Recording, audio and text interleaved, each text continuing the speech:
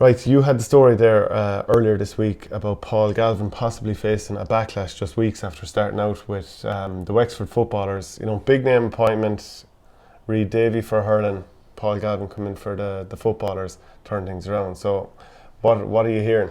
Yes, I suppose they probably needed somebody to come in and lift the whole thing a small bit. You know, Wexford football is a fair low ebb last year, mid-table Division 4, hammered in the qualifiers basically down in Wexford Park, fairly embarrassing. So he came in September. I would have expected things to be shaken up a bit, but probably not to this extent. And I just think it's unusual that he's gotten rid of a couple of his most experienced players, most notably like Dottie Waters. If you're picking, you know, Wexford Player of the Decade, I'd be up there. He's probably, it's up there. It's probably is him, to be honest with you. Then you're looking at Michael Furlong, who was captain last year, not on the panel anymore, but by all accounts really, really dedicated, and by all accounts one of their best defenders as well. And then you have the goalkeeper was dropped as well. Last year's goalkeeper was dropped, and then you have Kevin O'Grady and Tiernan Rossiter, who seem to have, you know, been fairly put out by the fact that these boys have been let go, and they seem to have stepped aside as well. So like it's 5 experienced players. Like we talked about Liam Cattle down in Waterford, and you know, shaking things up a little small bit, and Noel Connors and Maurice Shannon were let go. But like Wexford are not blessed with, like, Wexford didn't win an All-Ireland under-21 title like Waterford did 3 years ago. They don't have, you know, a perceived amount of players. They're already missing the likes of Mahan and Lee Chin, Rory O'Connor, Jack O'Connor, who were with the hurlers. They're some of their best footballers. So it's an unusual move, and you know, the first thing that immediately came into my head is that, like, Paul Galvin's not in Kerry, like. These guys are, I don't know how replaceable these guys are. Yeah, you can't place the same demands on players in Wexford who are in Division 4, where half of the best footballers in the county aren't committed, as you would on Kerry, where everyone is living and dying for this particular code. Matt Doyle was the name of the goalkeeper, by the way, as well. Yeah. I have to wonder, like, is it the best idea for a county that badly needs to turn things around to put someone in with no experience? Now, I'm sure he coached teams when he was at school, when he was a teacher, and maybe he has a bit of other experience here, there and everywhere else.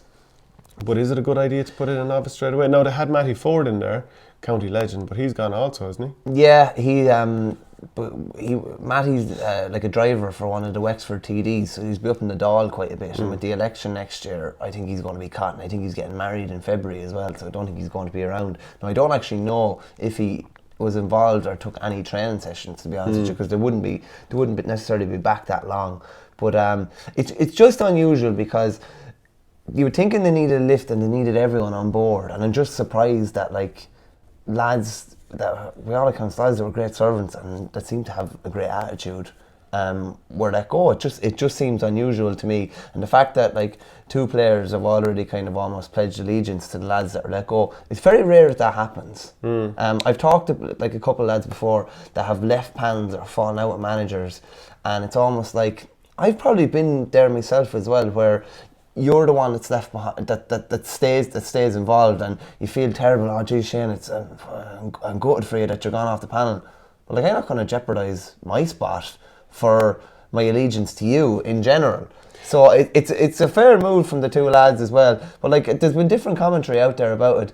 Some people are saying, players can't pick the panel, it's the manager picks the panel, you know, lads shouldn't be sulking or whatever. But it's just unusual, and it's not a great start. It's not a particularly positive start. Yeah, like 40 years of age, first job. So like, a lot of the time when you see a guy go in for his first job, you know, like Michael Verney's situation, he's what, 32, 33, 34 max. Yeah, you're doing a real John Giles there, 32, 33, 34, 35-year-old. Yeah, you know, I mean, it can be a massive age range. But like, do you think it's unusual for Wexford to go and pick a guy, you know, just pluck a guy who's probably living 2 hours away from where the field is, and throw him in for his first job? Because for a lot of it feels like it's on the strength of a name. This will rally the boys, getting in a big name.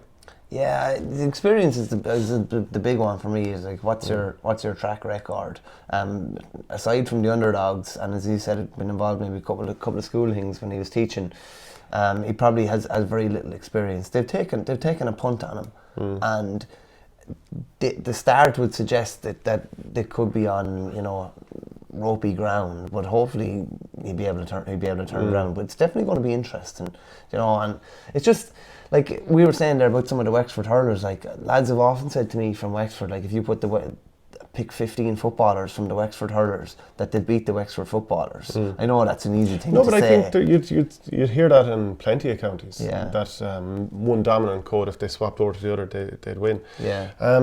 I had to say, I never, and I could be proven wrong yet, and it's so early days, it's ridiculous to draw any conclusions, but I would have never picked him out to be an inter-county manager based on my interviews with him over the years. I remember when he first retired from inter-county football, or possibly after the second time, it was probably a year later, and chatting to him at some media event or other, and asking him about the specifics of whatever was going on in the football lay of the land at that particular time, and he kind of said that he hadn't really been watching football, and this was many months after he'd retired. Yeah. Now I remember the most interesting interview I ever saw him do was possibly whenever Satanta had a show. It was possibly a Sunday morning show, I Talk Sport or something like that. That mightn't be the right name, but he was talking about his own career, and he was unbelievably engaged and brilliant to listen to. And then I was hoping to get some really good insight on current football at that later media event. Yeah. But I thought, had he kind of switched off from it, and can you afford to, even if it's for a short time? Now maybe he's binged on it for the last few years, I don't know. But I just thought to myself, on the basis of that, I'm not 100% sure that this is a road he'll ever go down. Yeah, so you just don't know, fairness. It's interesting. Adrian Flynn, that used to play with Wexford, the Panther, I think he's called, he put up a Facebook post just when this news came out about Doughty Waters, and just read it because I think it's very interesting. It's quite long, but we'll touch on a few bits in it. He said, as news filtered through last night about a certain high profile player being axed from the Wexford football squad, I couldn't help but have a sick feeling in my stomach. This would have been a guy that I played beside for many a year, a true warrior who gave a lot in good and bad times, someone who was willing to go back and fight the cause again and help a young squad, a leader with lots of experience to share, but suddenly you're just told you're not wanted anymore and you're thrown on the scrap heap like a piece of old metal. He goes into a bit more detail here on it. It's interesting stuff. I'm sure the management have their reasons, and I respect them, as I'm sure the player does, and we move on. I'm not wanting to make this about him or me, but it got me thinking about my own situation. I played for Wexford for 12 years, loved every second of it. Those were my proudest days lining out in the purple and gold. I picked up a serious injury in the first club game after the 2017 inter-county season ended after Monaghan knocked us out of quarter-finals. And that was it. My inter-county career was over. No phone calls to see how my rehab was going. No nothing. I worked hard to get back. I got back in the field 7 months later, and even though I knew my time was getting short as an inter-county player, you would still like to test yourself to see could you make it back to the highest level that inter-county demands, but you're never considered again. It's all over. No thanks, no well done, no nothing. You're all forgotten about. That's a fair chunk of it, like, and it's. There's a lot of lads that finish their inter-county career and there's bitterness and there really shouldn't be, and it's a lot of time it's a manager's fault. County board as well do not cover themselves in glory at all. Like, just like these boys have given so much service. Say like Doughty Waters, I wonder, like, will anyone contact him, or will people talk to him, or say, like, he's given his life to Wexford football. And like, to even look at Fionn Fitzgerald with Kerry at the start of last year, and Peter Keane didn't call him or anything like that. It was just a case of, well, that wasn't my panel. I've picked my own panel, so it's not incumbent upon me to contact guys who were there previously. Yeah, like Noel Connors and Maurice Shanahan, whether they should be playing or not. The whole thing is, if you give that much service, you know, do you deserve some sort of a... You deserve respect. Some sort of an exit which kind of befits how you've played for the county. I mean, it's hard to say. I mean, it's big boy stuff here. Do you know, it's not everyone is going to be happy all the time. If you're in a panel for 5 years and you're not one of the guys starting, I'd say most of your days in there are probably fairly tough and at times miserable. Just on another little small bit here says, because this kind of leads into what we're saying. You spend 10 years plus in the bubble, training, playing, caught up in this thing, you live and die for it, you love it, you adore it, you bleed it, and then suddenly you're told you're not wanted anymore, see you later. You might get a couple of texts from your close friends, but that's it. I know every player has a shelf life, and I totally understand that, but in an age where we constantly speak about looking after each other, and I don't like using the mental health card because I feel some people do so looking for sympathy, but maybe more should be done about that in that sense from the GAA. You know, he says, I'm sure a lot of people can adapt to the sudden change, but I'm sure a lot of people can't also, which is very, very true. You know, like, people always say about adapting to retirement or adapting to this massive career. How are you getting on with the change? And you've been there when you've said that to people, and some people are very watery about the response, and you can see, geez, this is hurting them to be away from it because they gave so much to it. I just don't think we help ourselves in this respect. Like, you know, your whole identity is wrapped up in it, and then someone pulls the carpet out from under you. Your identity, your mood for a week could be determined by how you played on the previous Sunday. I just don't think it's. Yeah, there's a bit, just like give people a bit of respect and give them respect for the service that they've given. At the end of the day, like, they're not making money. It's different, like with a soccer club where lads are making money and they jump around from club to club or whatever. It's totally different in the county. That's still your county. Like, he's still probably going to go to Wexford matches. Dottie Waters will go, Adrian and Flynn will go. They should be respected for what they gave to their county. Do you think it'll work out for Galvin? I think he's facing an uphill climb. I was down there the first day they played Westmeath.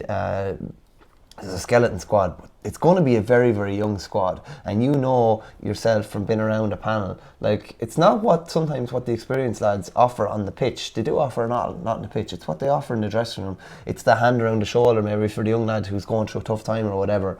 I'd be amazed if they got out of Division 4. Starting with Antrim away. First round. An awful tie really, and they need to win that game. They realistically need to win that game, because if they lose that game and lose another game, they're gone probably from Division 4. So we'll see how it goes.